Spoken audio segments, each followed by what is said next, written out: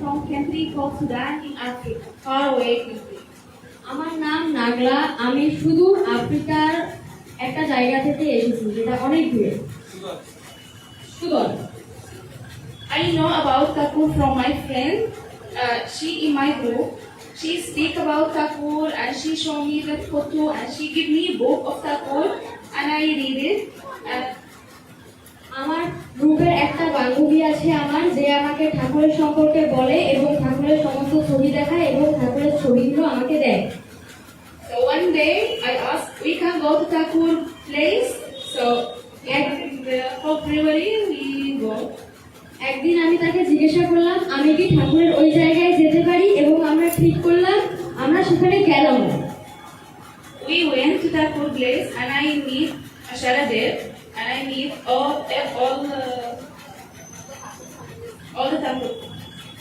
এবং আমি সেখানে গেলাম এবং আমি পরম পূজ্যপাদ শ্রী আচার্যদেবের সঙ্গে সাক্ষাৎ করলাম এবং ঠাকুর পরিবারের বাকি সকলের সঙ্গে আমার সাক্ষাৎ হলো। So Asharadev welcome me and no one tell like I'm from different country or I'm from different religion. He tell all here like brother and sister. আমি আচার্যদেবের কাছে গেলাম এবং তিনি আমাকে দূরের করলেন না, কাছে টেনে নিলেন এবং আমার কাছে আসলেন, কিন্তু বুঝতেও দিলেন না যে আমি অন্য কোনো দেশের বা অন্য কোনো কান্ট্রি থেকে কিনা। তিনি আমার সঙ্গে এমন ব্যবহার করলেন যেন আমি তার এইখানেরই ভাই বোন বা বন্ধু। I meet Vandana with my friend. She was confused and he tell if you want something you have to keep believe and you will have it. এবং তারপর আমি পূজনীয় অবিন্দদার সঙ্গে দেখা করলাম। তিনি আমার বন্ধুর মতো হলেন এবং তিনি আমাকে বললেন তুমি যদি কিছু চাও এবং সেটার উপর তোমার দৃঢ় বিশ্বাস রাখতে হবে। So she got the position she wants to travel to Germany and she got both position in Germany because she keep believe in Thakur. তিনি আমাকে পড়াশোনার বিষয়ে নির্দেশ দিলেন জার্মানিতে যাওয়ার জন্য, এবং তিনি বিশ্বাস করেন যে ঠাকুরের ওপর বিশ্বাস করে জার্মানিতে গেলে সবই হবে। So in April we go again to Thakur place and Obindada tell if you want be successful you have to listen to your guide, you have to keep believe and you have to be honest. আমি এরপরে যখন অবিন্দদার কাছে আবার গেলাম তখন তিনি বললেন তুমি যদি প্রতিষ্ঠিত হতে চাও, সাকসেসফুল হতে চাও, তাহলে তোমাকে তোমার যারা গাইড করে, তোমাকে যারা গাইড করে তাদের কথা শুনতে হবে, তাদের কথা সমস্ত কিছুই মেনে চলতে হবে। And most important thing you have to focus and never waste your time. এবং তিনি আমাকে বললেন যে বেশি কিছু সবাইকে জানাতে হবে না এবং নিজের সময় নষ্ট করলে চলবে না।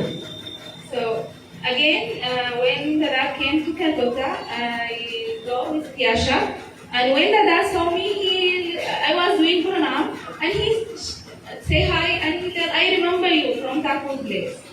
এবং অবিন্দদা যখন কলকাতায় আসলেন আমি তার কাছে গেলাম, দর্শন প্রণামের লাইনে দাঁড়িয়ে আছি তাকে প্রণাম করবো বলে, কিন্তু অবিন্দদা নিজেই আমাকে জয়গুরু বলে ডেকে নিলেন এবং বললেন আমার তোমাকে মনে আছে, তুমি অমুক জায়গা থেকে। I went again and he introduced me to all the Dada and sister there, so I feel like home. I don't feel like I'm far away from my family. I found like sister and brother and even moms in between. Everyone welcome me. আমি আবার যখন দাদার কাছে গেলাম দাদা আমাকে সবার সঙ্গে ভাই বোন দাদা সকলের সঙ্গে পরিচয় করিয়ে দিলেন এবং আমার মনে হলো আমি যেন আমার নিজের বাড়িতেই আছি, আমি কোথায় দূরে কেউ নই।